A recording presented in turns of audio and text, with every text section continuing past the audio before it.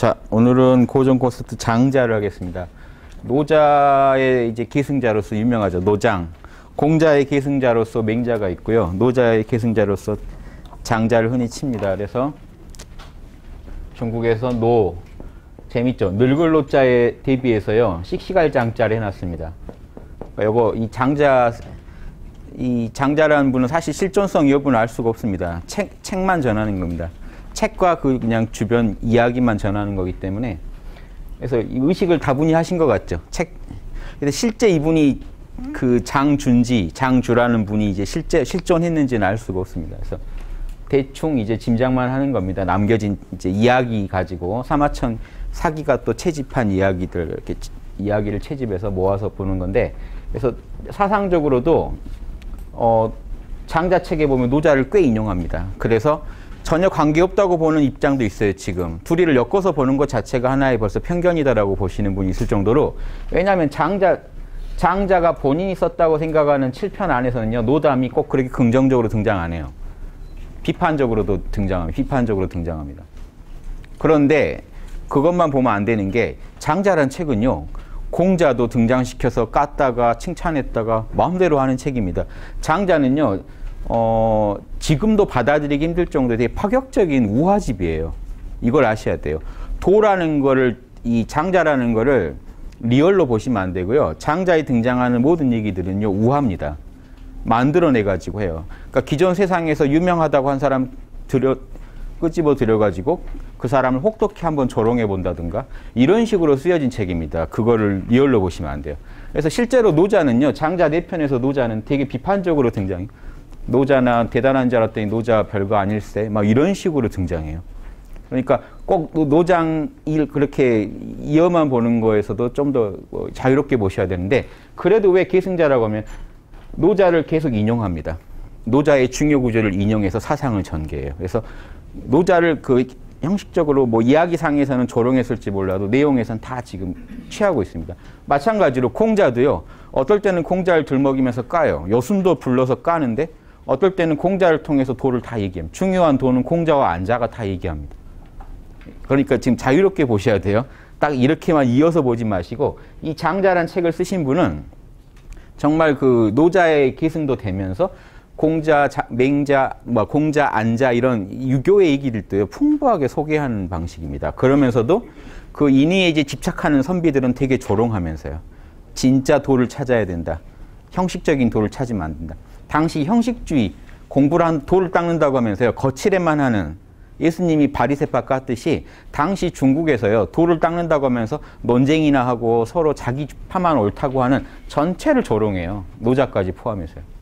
이런 책이란 것도 아셔야 됩니다. 그러면서 이렇게 한 계보가 형성되는데, 또 이쪽은 공자, 맹자 계보죠. 묘하게 뭐 성을 이렇게 정한 건 아니겠지만 둘 다 아를 자자가 들어간다는 공통점이 있고, 이쪽은 늙은이, 뭐 젊은이 이런 식으로 번역될 수도 있다라는 거, 이것도 재밌습니다. 그래서 생몰연대가, 장자랑 맹자가 생몰연대가 거의 똑같습니다. 지금 추정연도인데요. 예.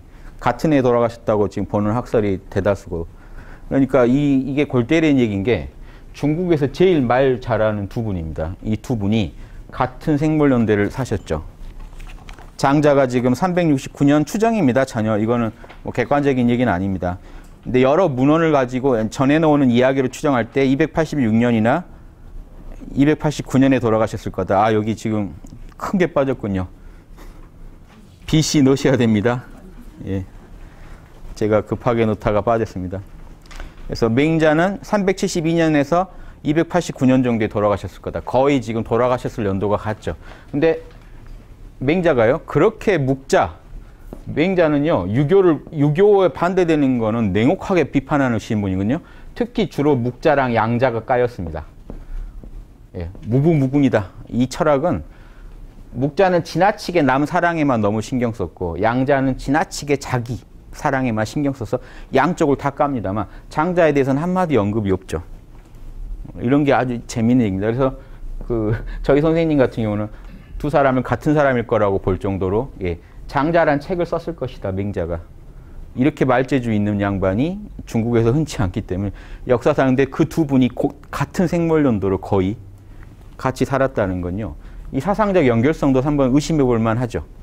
이 두 사람이 진짜로 동일인이냐, 뭐 이 정도는 거의 역사 스페셜 뭐 충격, 뭐 맹자의 실체 충격, 뭐 이 정도 내용이니까요. 제가 여기서 뭐 더 다를 증거도 없습니다. 다만 신기하잖아요. 그래서 이 두 분의 이 책은 남아 있잖아요. 이 책을 가지고 한번 제가 지금 장자를 얘기하면서도 맹자를 간간히 자꾸 한번 맞춰볼 겁니다. 사상이 어떻게 연결되는 부분이 있는지.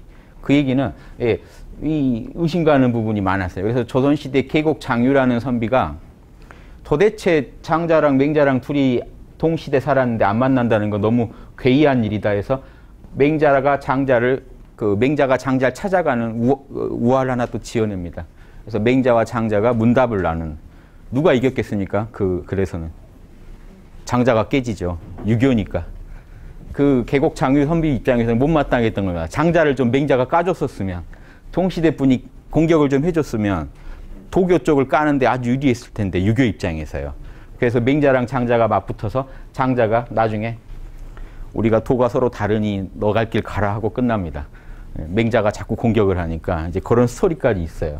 그만큼 재밌는 이야기입니다. 동시대에 중국에서 제일 논리가 끝내주는 분이.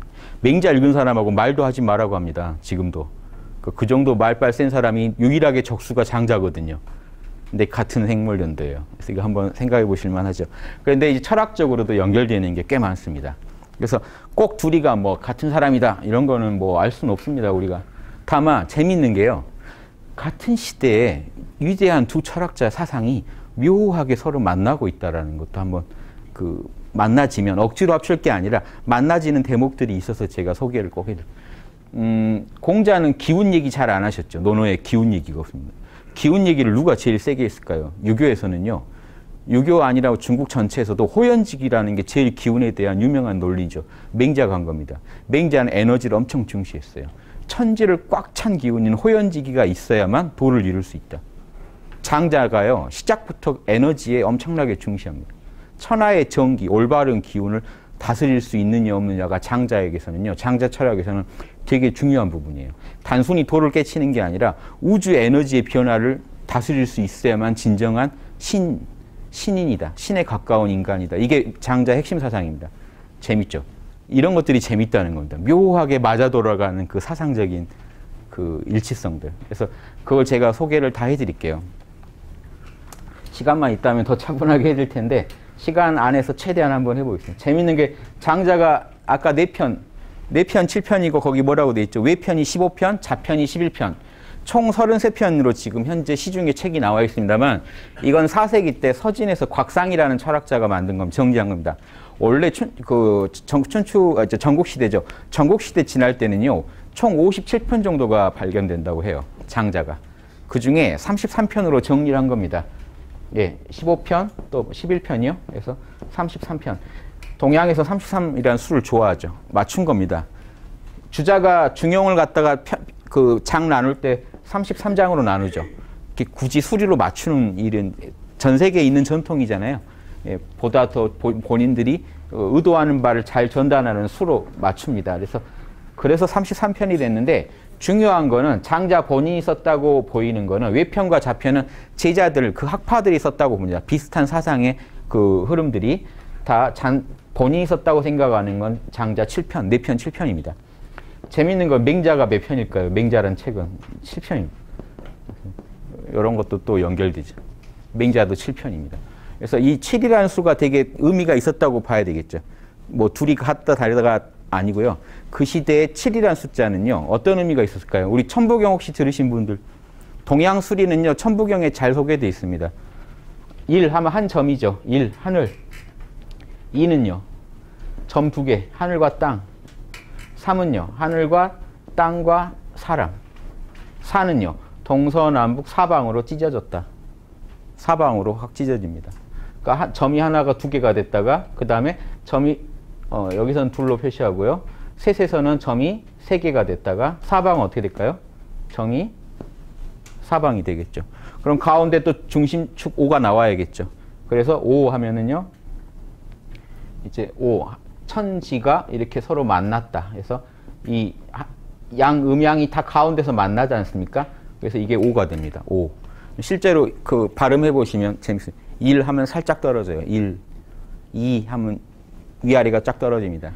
3, 부모가 자식으로 가운데 자식으로 인해 다시 합쳐져요. 그래서 3이 돼야 동양 수리에서는 3이 중시됩니다. 3이 돼야 한 가정이 꾸려지고 3이 돼야 천지인 우주가 완성이 돼요. 1차적으로 성립이 돼요. 음양으로는 분열인데 3이 나와서 다시 합쳐져요. 이해되십니까? 그래서 삼합이라고 합니다. 그래서 삼합을 되게 중시해요. 동양에서는. 예, 그 뭐 홍어 이렇게 해서 셋이 만나야 제대로 합쳤다. 둘이 합치면 불완전하든. 둘이는 꼭 금방 이게 헤어질 것 같은 거예요. 근데 자식이 생기는 걸 보고 안심을 하면 끈끈한 한 덩어리가 됐다는 거예요. 중간. 음양 중간이 나옴으로써 끈끈한 한 덩어리가 됩니다. 재미있는 게 이게 실험을 했는데요. 길거리에서 실험을 하는데 한번 해보세요. 혹시 심심하시면 친구분들이랑. 횡단보도에서 한 명이 하늘을 딱 쳐다보시는 겁니다. 아무도 신경 안 써요. 둘이 같이 쳐다보면 아무도 신경 안 써요. 셋이 같이 쳐다보면 일제히 쳐다봐요. 그 실험을 하는데. 셋부터, 우리 뇌에서는 셋부터 하나의 조직으로 머리에 들어요. 도원결이 하는데 둘이 하지 않죠. 셋이 모여서 해야 조직이라고 보인다는 겁니다. 우리 머릿속이 그렇게 생겨먹어서 그래요. 신기하죠. 이게 우주 수랑 맞습니다. 동양 수리를 간단하게라고 제가 설명을 드리는 겁니다. 3이 돼야 1차적인 완성이 됩니다. 4가 되면요. 동서남북 외적으로 확장해요. 자 보십시오. 부모랑 엄마랑 아버지가 만나서 자식이 생겨서 사방으로 몸이 무럭무럭 자라다가 거기가 스스로 균형을 이루게 됐다라는 뜻을 갖고 있는 겁니다. 5. 6은요. 6은 이렇게 한자로 집인데 예, 6은 어떻게 그릴까요? 이렇게 그려야 됩니다. 입체죠, 입체. 정육면체가 6이라는 숫자를 갖고 있죠. 예. 6부터는 입체가 시작됩니다. 그래서 이제 만물의 집이다. 6부터는 이제 입체, 형체 있는 것으로는 덩어리진 것으로는 여기서 시작되니까 6을 되게 중시합니다. 형체가 생겨요. 그런데 형체만 생겼지 움직이진 않죠. 그래서 6이 움직이는 걸 말하면 가운데 점이 하나 찍혀야 됩니다. 7에서 중심점까지 갖추면 7이 됩니다. 땅을 뚫고 생명이 제대로 솟아났다. 여기는 씨앗 상태고요. 생명의 씨앗, 창고에 있는 겁니다. 집에 있는. 형체는 갖췄는데 지금 못 움직이고 있는 겁니다. 엄마 뱃속에 있는 상태인데 밖으로 기어 나오면 7이라는 숫자가 자기가 중심을 잡으면서 입체를 굴려요. 자 보십시오. 처음에 하나였던 점이 온전하게 입체물로 기능하려면 7이 필요합니다. 그래서 천부경에 보면 7은 1이 묘하게 불어난 거다. 1차로 불어날 때 1이 7이 된다는 건 되게 중요합니다. 한 점이 입체물이 됐다는 겁니다. 전후, 좌우, 상하를 다 갖춘 존재가 됩니다. 그래서 공부가요. 왜 7편까지 썼겠습니까? 맹자나 장자나. 공부가 7단계는 가야, 7단계는 돼야 좀 이게 끝이라는 게 아니라 동양에서는 7이 그 다음에 뭐가 있습니까? 8, 사방으로 더 분열되면서 더 정밀해진다는 겁니다. 그래서 9는 이겁니다. 손이 이렇게 구부러진 거. 손이 이렇게 구부렸다, 이렇게 구부린 이 손입니다. 구부릴 수 있는 한 다 구부렸어요, 손이. 그래서 변화의 극치를 의미합니다. 동양에서는 9가 끝이에요. 10은 완성을 의미하기 때문에요. 완성이면 정지잖아요. 그래서 변화를 말할 때는 9가 끝입니다. 최근에 제가 화엄경 10지품 하지만 10이 완성이지 않습니까? 근데 완성은 정지잖아요. 그래서 화엄경도 사실은 10이 완성인데도 여전히 더 발전해 간다라는 걸 꼭 씁니다. 결국은 거기서 말한 10은 9의 연장이지 완벽한 10은 현상계에 없어요. 그래서 천부경에서도 이 10을 6, 7, 8, 9에서 10을 빼고 얘기하는 거고 동양 어디도요. 열자나 황제내경 가면 다 나옵니다. 9가 변화의 끝이다.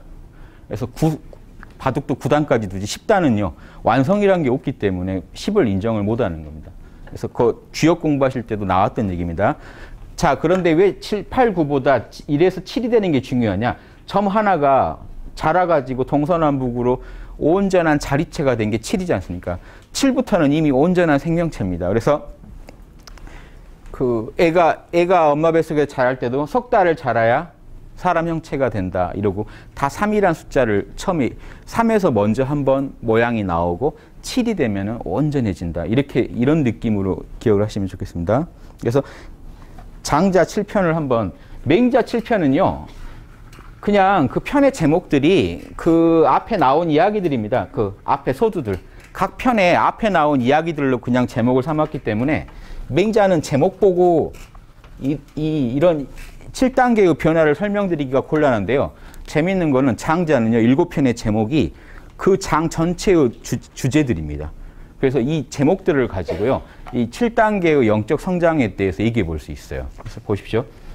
여러분 유명한 7단계 설명 중에 유명한 게 논어에 있는 공자의 7단계 설명이거든요. 거기서 뭐라고 했습니까? 공부의 처음 시작이 1, 2, 3, 4, 5, 6, 7단계의 변화를요. 공자는 1, 2단계를 합쳐서 뭐라고 했습니까? 15세에 학문에 내가 입지, 뜻을 세웠다. 30에는요. 학문이 섰다. 왜 30에 섰다고 하냐면요. 인간도 신기하게 10살, 20살, 30살 이게 이 수리를 먹습니다. 그 수리에 맞게 아까 그 변화를 일으켜요. 40은 돼야 사방을 보고 50은 돼야 균형을 잡고 60은 돼야 전후좌우 두루 볼 수가 있고 70이 되면 완전한 그 인격 하나가 아주 성숙된 결과물이 나온다는 거거든요. 그래서 공자는 이 나이로 설명합니다. 40이 되면 전후좌방 사후의 사방으로 전혀 이제 두루 볼 줄 안다는 겁니다. 전후좌우를. 의심이 없겠죠. 50은요. 예, 지천명. 학문이 아주 이제 일신한다는 겁니다. 전후좌우 사방을 균형을 잡을 줄 아니까 학문의 힘이 커져서 하늘하고 바로 통하게 된다는 거고 이수는 그 하늘의 천명을 여기까지는 학문이 서고 학문이 부록인데 천명에 대해서 귀로 듣고 순하게 따른다는 거고요. 천명을 따르게 되고 나중에는 천명을 전혀 어길 수 없는 정심, 마음 가는 대로 따라도 천명을 어길 수 없는 경지에 도달합니다. 이렇게 해서 한 학문이 완성됩니다. 이게 논어의 7단계의 체계예요. 여기에 지금 그대로 장자는 뭐라고 했습니까? 이 첫 번째 학문의 시작을 소요유. 일단 이 현상, 이 육신에 구속되어 있는 이런 세계에서요. 영적으로 확 벗어날 수 있어야 된다는 거예요. 정신적으로요.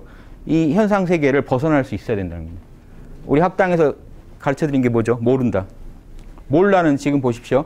우리 현상계는 뭐로 이루어졌습니까? 시간, 공간, 인간이요. 시간. 과거, 현재, 미래가 있죠. 과거, 현재, 미래를 다 몰라 하셔야 됩니다. 지금 몇 시인지 몰라 하시면요. 객관적 시간을 없애는 게 아니고 내 마음에 들어와 있는 시간이 문제니까 내 마음 안에 들어가 있는 시간을 몰라 해버리시면 마음에서는 시간이 의미를 잃게 됩니다. 우리 마음은 그렇게 돼 있어요. 몰라 해보세요. 몇인지 모릅니다. 그리고요. 공간 속에 우리는 동서남북 공간 안에 있는데 내 옆 이쪽이 좌고 이쪽이 우라는 사실을 몰라 해보세요. 전체를 한 덩어리로 그냥 느끼시면서 몰라 나누지 말아보세요. 동서남북을. 그럼 공간도 의미를 잃습니다. 우리 마음에서는요. 그 다음에 나와 남을 가르지 말아보세요. 인간관계. 인간이라는 게 원래 사람 사이지 않습니까? 사람의 사이가 의미를 잃습니다. 내 앞사람, 뒷사람이 의미를 잃습니다. 나와 남을 가르지 말아보세요. 그러면 이걸 줄여서 말하면요. 몰라 하나로 하셔도 되고요. 지금 하셔도 돼요. 오직 지금 하시면 과거 미래가 뚝 끊어지니까 현재도 사라집니다. 지금. 여기만 하십시오. 여기. 내가 느끼는 여기 외에는 생각도 하지 마세요. 몰라 해버리세요. 지금, 여기. 그 다음 나 해보세요. 나와 남을 가르지 않는 그냥 나. 나라는 존재로 이 방을 가득 채워보세요. 그냥. 몰라 하시면 그게 그런 상태에 도달합니다. 지금 여기 나. 무슨 말을 하셔도 깨어나시게 돼 있어요. 현상계를 초월하면. 이게 소요유예요. 이 절대적 자유세계에서 논이뤄야 소요하다는 건데 지금 시공간, 인간 안에서 꽉 끼어있지 않습니까? 옥죄어 있지 않습니까? 이런 존재들의 이 조건들을 한 방에 날리는 건요. 시간을 없애고 공간을 없애고 다른 사람을 없애는 게 아니라 내 마음에서 몰라 해버리시면 내 마음은요. 장자가 뭐라고 하냐면 그 어떤 것도 없는 그 마을, 어떤 것도 소유하지 않은 상태에 도달한다고 합니다. 무하유지향. 그래서 어떤 것도 없는 상태. 여기가 1장에서 나오는 소요유에서 나오는 내용입니다. 소요유 하실 수 있겠어요? 몰라 하셔서요. 시공을 잊어버리시면 나와 남을 잊어버리신 그 마음 상태가 소요하시는 상태. 그래서 1장에서 먼저 점을 하나 찍는 겁니다. 소요할 수 있어야 된다. 소요유. 참나의 세계에서 논일 수 있어야 된다.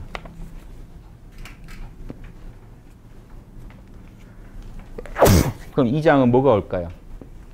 그 세계에서 이 현상계를 보면 어떻게 볼까요?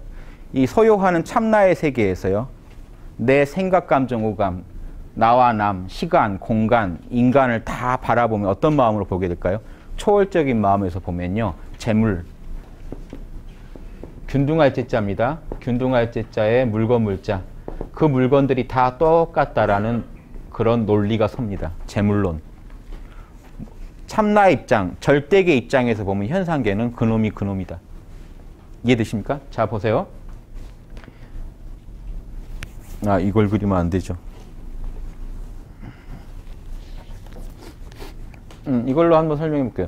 나라고 하는 이 순수 참나 영역에서는요, 이원성이 없는데, 여기서 나는 나와 남을 가르지 않는 나입니다. 근데 마음이 하나 움직이면요, 나가 생기고 남이 생깁니다. 남과 대립되는 나를 우리가 에고라고 하고, 그냥 순수한 나와 남을 가르지 않는 나를 참나라고 합니다. 예, 참나 상태에서 볼 때는요, 요놈이나 음양일 뿐입니다. 플러스 마이너스일 뿐인데, 플러스 입장에서 보면 마이너스는 용납이 안 돼요. 제가 크면 내가 죽는 거고, 내가 살면 제가 죽는 겁니다. 이해되세요? 에고 입장에 딱 서면 세상은 살벌해집니다. 하지만 나 입장에 서면 둘 다 똑같이 현상계일 뿐이라는 걸 알아요. 그래야 재물론을 말할 수 있습니다. 그런 초월적인 체험이 없이 재물론을요, 엄청난 논리를 전개하거든요, 장자가. 그 논리를 따라간다는 건 말이 안 됩니다. 그 논리를 따져가지고 우주가 균등하다는 건요, 설명이 안 돼요. 어떻게 균등해요? 이거랑 이거랑 어떻게 같아요? 끝내 설득 못 합니다. 그쵸? 이거랑 이거랑 어떻게 균등합니까? 에너지가 다르고 다 다른데, 색깔이 다른데. 참나 입장에서 봤을 때만 균등하다는 말이 나오는 겁니다.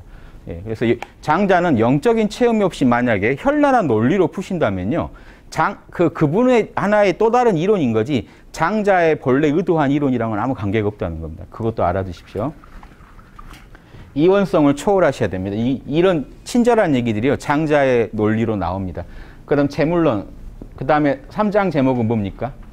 이렇게 해서 참나의 세계에 논일다 보면요, 자신의 본래 생명을 자각하고 자신의 진정한 생명은요, 영원히 죽지 않는다는 걸 아는 단계에 도달합니다. 그래서 그 단계를 양생주라고 합니다. 생명의 주인을 배양하는 단계. 생명의 진짜 주인을 배양합니다. 이 챕터 가면요, 무슨 말이 나오냐면, 육신은 죽어도 정신은 영원하다는 얘기를 자꾸 합니다. 장자는요, 윤회론이에요. 불교 들어오기 전에 이미 윤회론이에요. 장자는요, 이 몸 저 몸 옮겨 다닌다고 생각합니다. 그래서 우주가 가라면 가고 오라면 오면서 하등 불만을 안 품는 존재를 진인이라고 합니다. 갈 때 되면 가고, 그러니까 우리 불교에서 몸만 바꿔 입는, 옷 바꿔 입는 거랑 같다. 그런 존재를 진인이라고 합니다. 그 얘기가 다 나옵니다. 그래서 이거 장자는 윤회론입니다. 주역도 윤회론이고요. 중국 고대에는 다 윤회론들이 있어요. 내려오면서 불교랑 싸우면서 유교가 윤회론을 싫어하게 됩니다.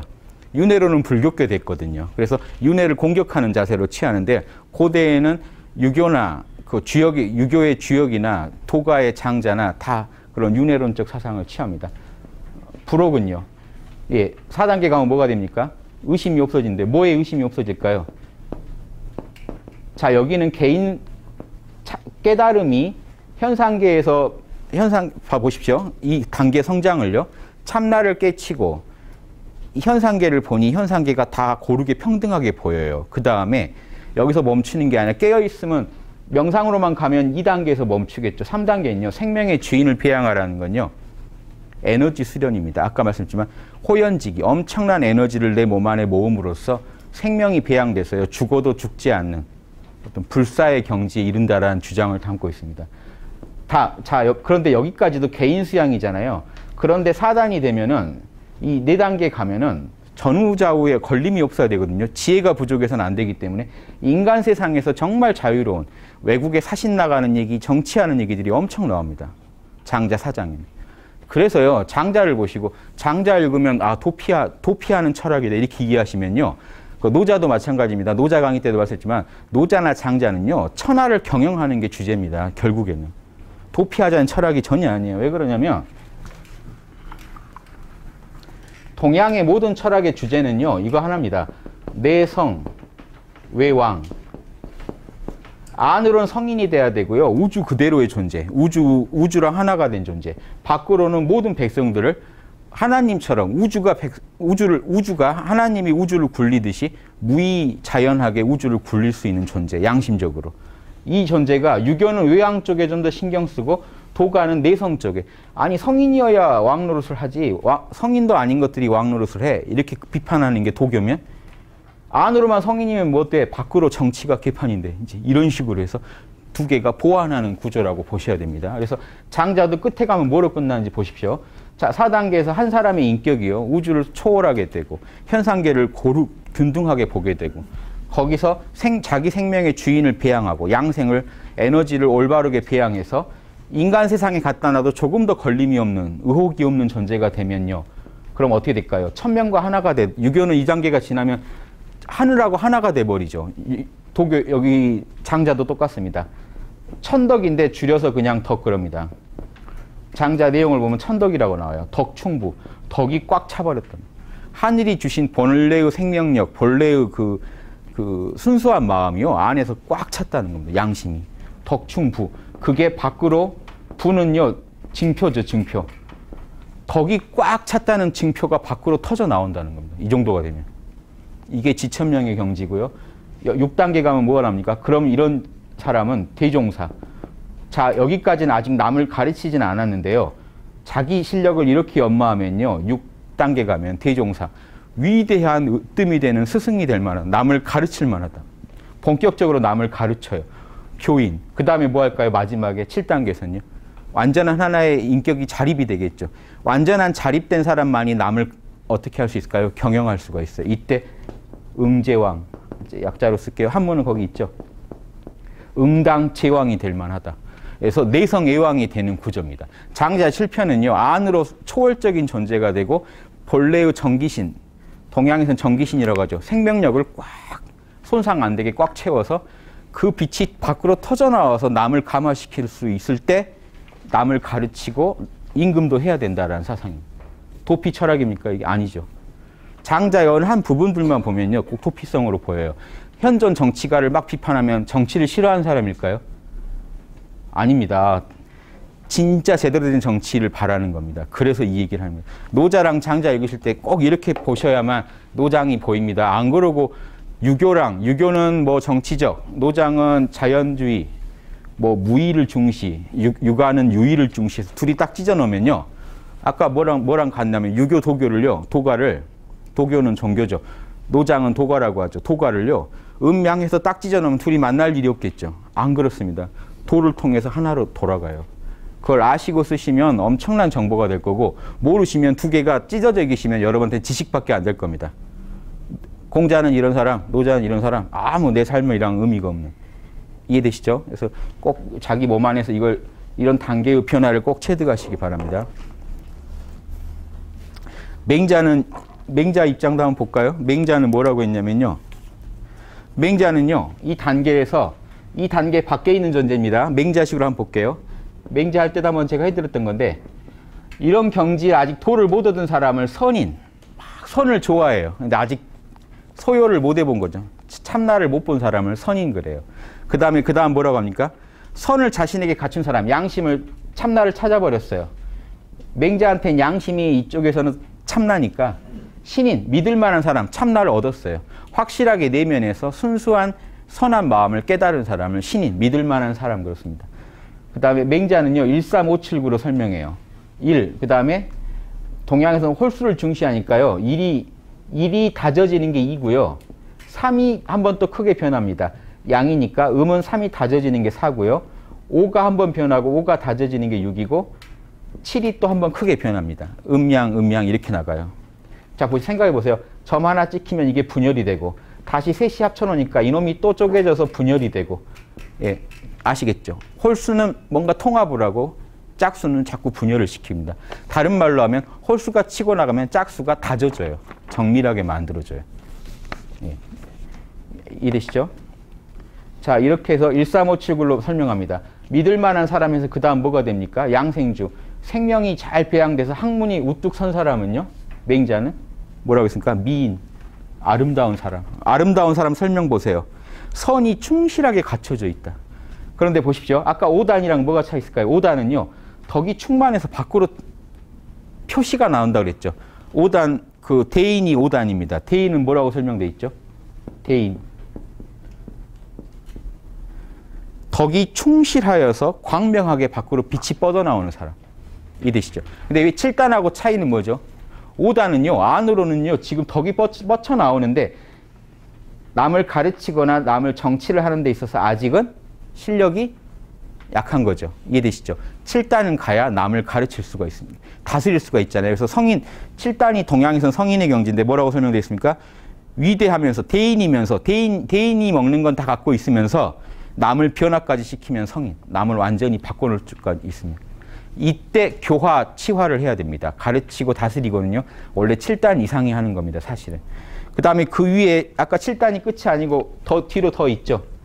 우주에서는 동양에서는 구가 수의 변화의 끝이니까 구에 해당되는 분이 신인. 성인이면서 더 신령한 존재. 장자 1장에서 신인이 바로 나와요. 장자도 신인을 추구해요. 신기한 게 지금 이런 대목들이 연결됩니다. 맹자랑 지금 공자, 맹자, 장자의 핵심적인 학문 전개 발전 단계론 인격이 성숙된 단계를 제가 설명드렸어요. 가능하시면 이 강의 듣고요. 화엄경 10지품을 꼭 들으셔서 불교에서 영적 성숙되는 거랑 어떻게 맞아돌아가는지 보시면요. 전 세계에 지금 제가 화엄경 할 때 천주교의 10단계 영적 성숙론까지 얘기 드렸죠. 전 세계 영성이 이렇게 다 하나로 꿰진다는 거를 아시게 될 겁니다. 제가 지어낸 게 아니고요. 이런 식으로 학문이 성장합니다. 자, 시간이 없습니다. 이건 또 동영상으로 확인하시고요. 제가 공부하다가 이런 걸 어디서 듣겠습니까? 제가 생각한 겁니다. 보다가 제목들을 쭉 어느 날 이 제목들의 의미가 있겠다 해서 쭉 한번 따라서 쭉 사고를 하다 보니까 정확하게 가르침을 영적 단계 성숙을 정확하게 설명하고 있구나라는 거 알아서 그 챕터를 쭉 다시 봤더니 그 챕터마다 아까 말한 그 주제에 맞는 힌트들이 다 들어있더라는 거예요. 제가 이분의 의도가 확실히 있었구나 하는 걸 알게 된 겁니다. 지금 소개해 드릴게요. 먼저 뭐부터 소요유부터 가죠. 참나의 세계에서 소요하는 그런 존재. 자, 그런데 재밌는 게, 자 보십시오. 한 점에서 시작돼서 그 변화가요. 한 점에서 이런 입체가 되는 거지 않습니까? 그래서 온전한 자립체가 되는데 이게 이제 변화를 더 부리면은 이제 뭐죠? 예. 구라는 변화의 극치까지 가겠죠. 근데 결국 이게 한 씨알이 자라서 된 거지 않습니까? 그래서 소요유 장자 1장을 보면 1장에 공부가 되는 전체 규모를 1장에서 다 얘기합니다. 거기에다 많이 투자해요. 그래서 이렇게 공부가 멀리까지 가려면 영적 성숙이 깊어지려면 단순한 명상만으로 안 되고 맹자가 말하는 호연지기 같은 강대한 기운을 우리 동양 같으면 어디다 모읍니까? 경락에. 우리 에너지체라고 하는 경락에. 경락 중에서도 에너지 탱크인 단전에 많이 모아야만 이런 변화가 일어난다는 얘기를 합니다. 이런 얘기를 하면은 장자에서 이런 얘기하면 좀 황당하게 들으실 분도 많을 텐데 한참 장자는 거기에다가 투자를 하고 설명을 해요. 제 말이 맞는지 틀린지 한번 보십시오. 북쪽에는 물고기가 사는데 곤이라고 한다. 시작부터 장자가 힘듭니다. 이거 풀이해놓은 거 한번 보세요. 뭐라고 다들 풀이하시는지. 북쪽에 물고기 곤이 살고 곤이 크기가 얼마인지 모르는데 그게 변화해서 새가 되면 날아가는데 새가 이름을 붕이라고 합니다. 붕새가 몇 천리가 되는지 알 수 없습니다. 등 넓이가 쫙 펼쳐가지고 날아가는데 솟구쳐 날면서 그 날개가요 하늘을 구름처럼 뒤덮는데 이 새는 바다의 기운이 움직여서 태풍이 일어날 때 태풍이 아니면 못 날아간다는 겁니다. 태풍이 일어날 때 날아가가지고 장차 남쪽 바다 남명 조식 선생이 자기 호를 장자에서 가져왔습니다. 대단한 분이죠. 유교 사회에서 장자에서 자기 호를 버젓이 갖다 쓰실 정도니까 출세는 포기하신 거죠. 그래서 이 노장하면요 동양에 우리 조선시대는 행세 못합니다. 성리학에서 뭔가 좀 오염됐다고요. 그래도 이렇게 남명이라는 걸 아주 큰 의미를 두시고 쓰셨다는 거 봐도 장자가 대단한 내용을 갖고 있다는 겁니다. 남명으로 옮겨가려고 한다. 이 남쪽 바다는 하늘못이다. 자, 이게 뭔 말일까요? 여기서 우리는 어떤 교훈을 얻어야 될까요? 전 대단한 게요. 이거 가지고 교훈을 설명하시는 분들이 제일 대단해요. 이게 이 장자의 엄청난 스케일을 보라 막 하면서 더 할 말은 없죠. 아, 대단하다. 그럼 단순히 그 멋진 말 허풍쟁이밖에 더 되지 않습니까? 더 안 되지 않습니까? 장자가? 그런 큰 말 날리는 존재가 아니고요. 엄격하게 이건 공식대로 얘기하신 겁니다. 이 동양의 이 음양 사상을 아셔야 돼요. 흔히 이렇게 나누면 이게 태극이죠. 위로 올라가는 부분은 뭡니까? 불입니다. 아래로 내려오는 부분은요? 물이에요. 그럼 요놈은 뭘까요? 불씨요. 요놈은요? 아, 요놈이 불씨죠. 요놈은요? 물의 씨앗. 요 부분을 갖다가 확대해 그려놓은 거예요. 요 부분이죠. 양이 막 시작되는 부분을 그려놓은 겁니다. 따로. 별거 아니에요. 이렇게. 이해하시죠? 여기 이렇게 해서 자축이며 자시의 양이 동해요. 자시의 처음 이게 통하는 자리가 하지입니다. 자시가 하지이기 때문에 동지 지나면 태양이 길어지죠. 태양이 길어진다고 보시면 돼요. 그래서 낮과 밤의 길이가 똑같을 때는 춘분이죠. 춘분 때는 이쯤이고, 자 여기까지 가면 이게 하지입니다. 하지 되면 어떻게 될까요? 태양이 짧아지면서 음이 커지기 시작해요. 어둠이 밤이 더 길어지기 시작해요. 음이 더 기운을 이깁니다. 추분이고요. 동지고. 요 자연의 변화입니다. 장자는 지금 이 자연의 변화를 얘기하는 거고, 자연의 변화를 왜 갑자기 얘기하냐면 우리 몸도 소우주이기 때문에 소우주에서 이런 변화를 못 일으키면요 도를 못 얻는다는 얘기를 하는 거예요. 그러니까 애초에 발상이 좀 달라요. 뭐 가나선 뭐 있죠. 화두만 터지면 뭐 참나만 찾으면 끝. 이런 발상이랑은 애초에 다릅니다. 참나를 찾고 우주적인 에너지와 조화를 이뤄서 영적 성장을 계속해야만 아까 말한 7단계의 나아가 9단계까지 가는 이 영적 공부를 할 수 있다는 게 당신은 맹자나 장자나 다 기본 생각이 그렇습니다. 공자님마저도 다 똑같은 생각입니다. 그래서 자, 이 변화를 설명합니다. 자, 보십시오. 그러면 물 속에 불씨가 있죠. 우리 인체로 말하면 여기가 어딘지 아십니까? 물을 담당한 장부가 신장이에요. 신간동기라고 합니다. 한의학에서. 신장 사이에 약동하는 기운이 있다. 지금 곤이라는 물고기는 신간동기를 말해요. 우리 신장 사이 물이 제일 많은데 그 안에 강력한 불씨가 있다는 겁니다. 명문화라고도 합니다. 불씨라고 해서. 명문화가 있다. 명문이 이제 신장이죠. 신장 사이에 뜨거운 불이 있다. 단전입니다.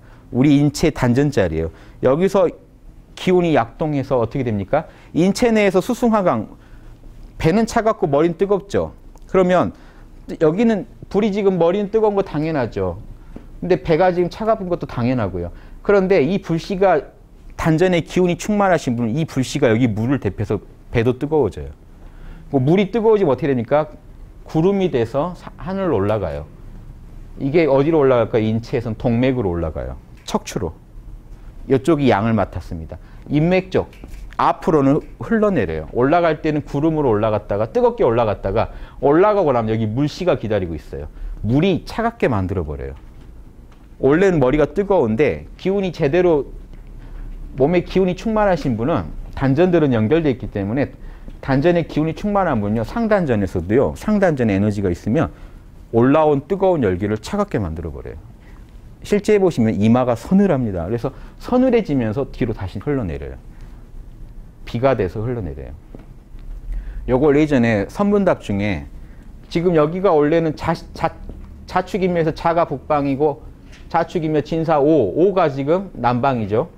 예, 이쪽이 남쪽이고 자축, 인, 묘, 진, 사, 오 하니까 여기가 6단계 자가 시작해서 6관문을 거쳐야 오까지 갑니다. 여기는 어디겠어요? 뇌요. 뇌수. 이 물이라는 건요 뇌수입니다. 여러분 뇌가 여기 열기가 꽉 차 있지만 뇌 자체가 액체죠. 안에 시원한 물이 들어있어요. 그래서 서늘하게 여기가 천지입니다. 하늘에 연못이 있는데 여기도 하늘못이에요. 성분은 같아요. 그래서 동양에서 환정본해하는 겁니다. 이 사상이 지금. 내 몸에 있는 남자나 여자나 그 정수가 몸을 움직이는 그 정력이 뇌수랑 같은 재료이기 때문에 정을 동맥으로 올려보내가지고 뇌를 보호해주면은 머리가 좋아지고 하늘과 더 하나 된다는 게 동양 사상이거든요. 환정본해. 정을 돌려서 뇌를 보호해주자. 지금 이 얘기를 하는 겁니다. 자, 여러분도 이제 쓰실 수 있겠죠. 이거 써보세요. 북방에 물이 있는데 거기 한 마리 그냥 약동하는 에너지 하나가 왜 물고기로 설명했을까요? 물고기가 장어 같은 거 생각해 보십시오. 엄청난 에너지입니다. 자, 그래서 궤로 그리면요. 여기는 음이잖아요. 여기는 감깨죠. 음이니까 물이니까 여기는 불이니까 리깨죠. 자, 보십시오. 감깨가 상징하는 게 사이에 약동하는 양이 하나가 있어요. 그 양이 지금 이겁니다. 이거는요. 불 뜨거운 양 안에 의미 하나가 있어요. 왜냐하면 태양도요. 지금 뭐가 탈 게 있어야 하늘에 동그란 모양을 하고 있지 않겠습니까? 그냥 순수한 양이면 하늘에 태양이 생기면 안 돼요. 원래. 환하기만 해야지. 음이 잡아주니까 동그란 모양을 하고 있는 겁니다. 지금. 그 가스나 액체나 뭔가 탈 게 있으니까. 이해되시죠? 동양인 코드에 볼 땐 이겁니다. 이거를 동물로 릿개가 제 주역 강의 들으셨다면 릿개는 쇠고 감개는 물고기로 또 푼다는 거 아실 거예요. 왜 그런지 아시겠습니까? 물 속에 속에서 약동하는 에너지 하나가 6개월을 태풍이라는 건요. 엄청난 바람, 엄청난 기운을 의미합니다. 엄청난 기운이 요동할 때 아니면 못 올라가요. 위로. 단전의 기운이 어마어마하지 않으면요. 위로 못 올라가요. 실제 호흡을 해보시면 단전에 축기를 한다고 하죠. 엄청난 에너지가 쌓여야 뒤로 올라갑니다. 이게 인체의 제가 의도한 게 아니라 우주의 자연스러운 변화예요. 기운이 축기되다가 태풍이 일 정도가 되면 그때 이 물고기가 하늘로 새가 돼서 6개월을 걸쳐서 올라가면 북쪽에 있는 뇌수 그쪽 연못에 도달한다. 요걸 선문답에서 이쪽을 남쪽으로 보고 이걸 북쪽으로 보고요. 남산에서 구름이 이니 북산에서 비가 온다. 자, 이 도리가 뭐냐 이렇게 얘기 나옵니다. 요거 그 양반은 이거 돌아가는 양반이에요.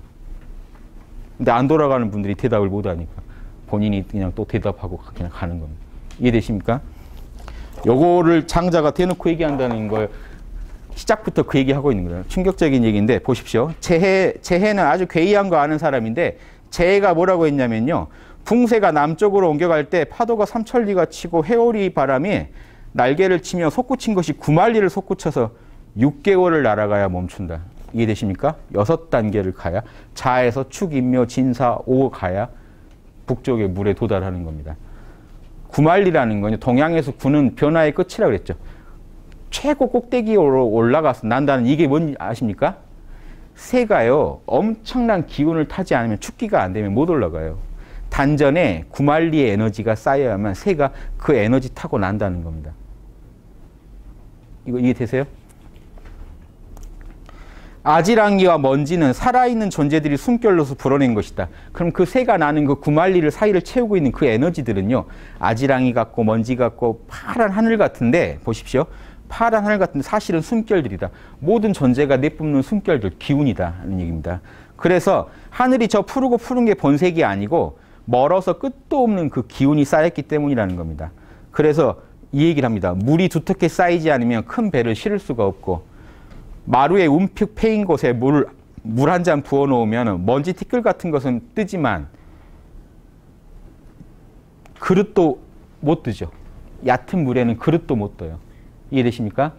그러니까 물은 얕은데 배가 너무 크기 때문이다. 바람이 두텁게 쌓이지 않으면, 단전의 기운이 두텁게 쌓이지 않으면 에너지가 뇌까지 날아 올라갈 수가 없다 이 얘기입니다.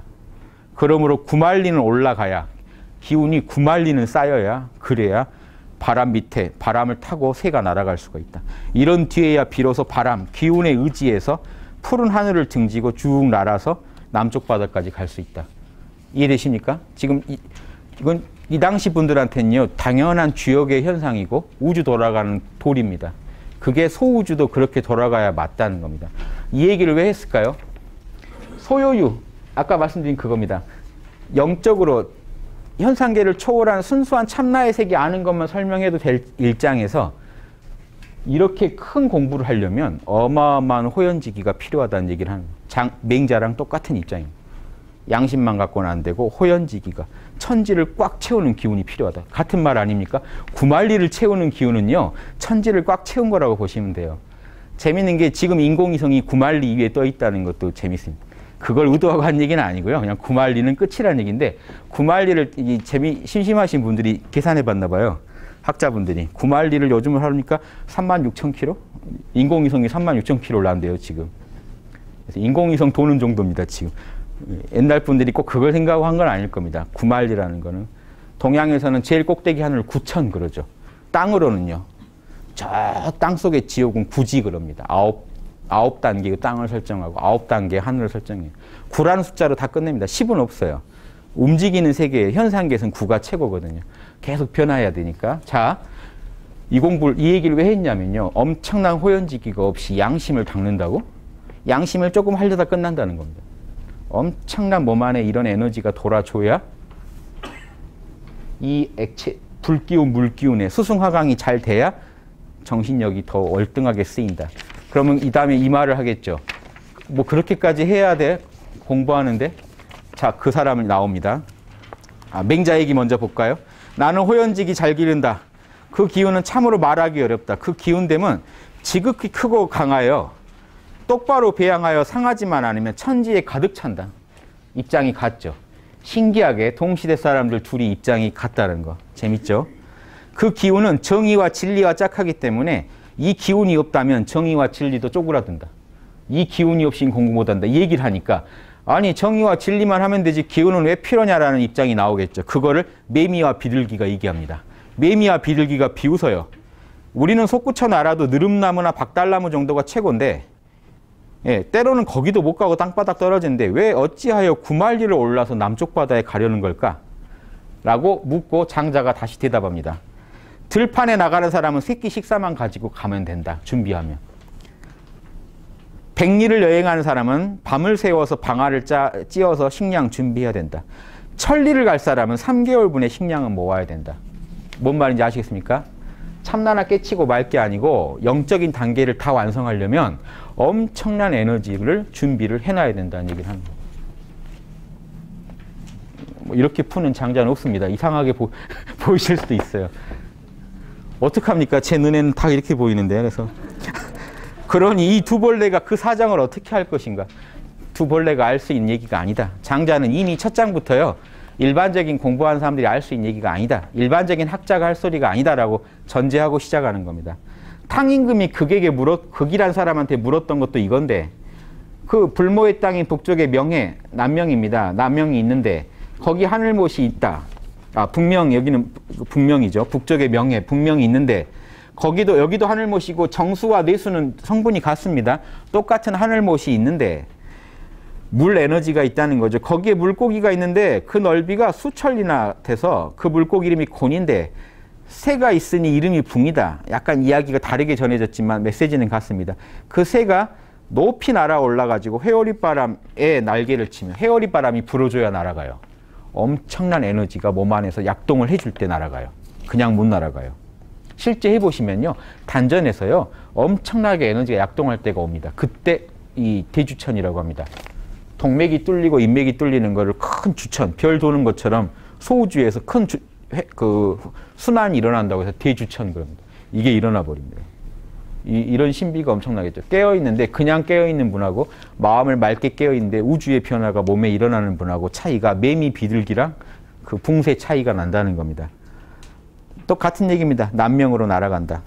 자, 그리고 여기까지 제 얘기가 조금 의심스럽다면 다시 한번 보십시오. 장자가 똑같은 얘기를 하고 있습니다. 지혜가 하나의 간직에 효과가 있고, 그러니까 공부가요. 요 정도 할 거면은 그런 거 안 해도 된다 이겁니다. 행실이 하나의 마을에서나 통하고, 덕이 한 나라 정도에서 통하고, 그 징험이 한 나라에 나타나는 정도는 매출하기와 같을 뿐이다. 그 정도 사람들은 지금 왜 이렇게까지 구말리 기운을 쌓으라는 얘기인지를 모르겠다. 이렇게 얘기를 합니다. 그리고 그 다음 송영자라는 사람을 제시하는데 보십시오. 제가 가로 열고 이건 인선의 경지라고 했죠. 신선 중에서도요. 도가식으로 표현하면 인선이라고 합니다. 사람 중에 신선, 즉 이런 뭐냐면요. 우주의 에너지를 부릴 수는 없어요. 사람 중에 깨어난 사람을 말해요. 인선. 우리랑 같이 사는 그 신선 같은 존재. 그래서 송영자라는 사람을 듭니다. 이 사람은요. 에너지 수련을 안 하고요. 깨어있는 것만 잘하는 사람이에요. 보십시오. 송영자는요. 근데 송영자도 그 정도는 비웃어요. 한 나라에서 통하는 그런 지혜 정도는 비웃어요. 그러면서 뭐라고 하냐면 온 세상을 다 알로 봐요. 온 세상이 칭찬해도 예쓰지 않고요. 온 세상이 비난해도 신경 안 써요. 안과 밖의 구분을 명확히 정하고 명예와 욕됨을요. 경계를 변별함이 이럴 뿐이다. 그는 세상에 전혀 집착하지 않는다. 그러나 아직 확립되지 못한 바가 있다. 즉 에너지를 지금 못 다뤄요. 이해되십니까? 그런 사람을 인선 그럽니다. 그래서 에너지 공부를 해가지고요. 몸 안에 이런 변화가 일어나는 사람을 이제 지선 그럽니다. 이제 변화가 일어나는 사람 얘기 들어볼게요. 열자를 예로 들어줘요. 열자는 바람을 타고 다니는데 제가 어렸을 때 이걸 장자를 최지충이라고 하는 분이 만화로 봤어요. 열자가 바람을 타고 날아가는 장면이 있거든요. 손오공처럼. 그래서 그 이미지가 있었는데 바람을 타고 다니기를 시원하게 잘하여 보름이 한 번 나가면요. 보름 지나서 돌아왔다. 그는 이러한 축복을 받으며 집착하지 않았다. 뭐 자기가 바람을 타고 날아다닌다는 거 손오공처럼 거기엔 집착 안 했지만 그래도 걷는 것은 면했지만 여전히 바람에 의지하고 있는 것이다. 자유롭지 못하다. 이게 지선입니다. 에너지는 보십시오. 이게 몸 안에 에너지는 도는데요. 이 에너지를 완벽하게 자기가 소화하지 못한 존재를 지선 그럽니다. 땅에서는 신선. 저 하늘의 신선에 못 되는 겁니다. 자, 보름 갔다 돌아왔다는 말은요. 이걸 상징합니다. 바람을 타고 가서 한 달로 치면 여기가 보름이죠. 보름 갔다 보름 다시 돌아오는 겁니다. 이해되십니까? 몸 안에서 기운을 잘 돌리시는 사람을 말해요. 예, 좀 더. 자, 마지막에 예컨대 저 천지의 정기를 타고 진짜 도인이 나옵니다. 천지의 바른 기운을 타고 6가지 기운을 다 균형을 맞춰서 돌려요. 무궁한 자리에서 논이는 자. 자, 벌써 여기에서 순수 에너지, 순수 정신 다 나오죠. 참나를 깨쳐야 되고 동시에 우주의 에너지를 잘 균형 잡히게 굴리면서 참나가 워낙 밝아서 조금 더 에너지에는 이제 집착 안 하고 에너지를 잘 굴리기만 하는 겁니다. 무의로 굴려요. 이제 어떤 분이냐면요. 깨어 계시기만 해도 에너지가 다 조화를 이루는 경지입니다. 자기 한 우주에서 온전한 신이 돼요. 이런 분은요. 그가 또한 어디에 의존하겠는가. 그러므로 이런 사람은 의존하는 게 없다. 완전하게 깨어나서 에너지를 부린다. 이런 존재는 지인, 신인, 성인 하는 이런 분들입니다. 그래서 지인은 나라는 게 없고 에고가 없고 신인은 내세울 공덕이 없고 에고가 없다는 게 개체성이 아주 없다는 게 아니라 에고를 세우질 않아요. 나를. 신인은요. 내세울 공덕이 없다. 내가 뭐 했다는 걸 생각이 없어요. 우주를 다 바꾸면서도요. 내가 했다는 생각이 없어요. 무상보시를 하고 무상으로 돌아가는 겁니다. 이거 불교의 핵심들 다 들어있지 않습니까? 성인은 이름이 없다. 명예를 추구하지 않아요. 내 이름 내가 했다는 말을 안 해요. 이런 경지가 이제 천선의 경지, 동양에서는 장생불사의 경지입니다. 이런 경지는요. 에너지와 우주, 진리와 하나가 돼서 살아가기 때문에 영원불멸하게 살아갑니다. 이게 장자의 핵심 사상이에요. 조금 이따 나와요. 영원불멸하다는 그런 뉘앙스 얘기가. 이래야 뭐가 됩니까? 아까 말한 온전한 신인이 되고 양생주라는 것도 생명의 주인을 배양한다는 건 이런 존재가 되기 위해서 에너지를 모으고 호연지기를 기르고 하는 것도 포함되어 있습니다. 그랬을 때 영원불멸한 존재가 될 수 있는. 왜 영원불멸이 중요하냐면 진리는 영원한데 인간은 유한하지 않습니까? 좀 더 진리와 하나 된 존재라는 것을 말합니다. 좀 5분 쉬고 다시 하겠습니다. 예.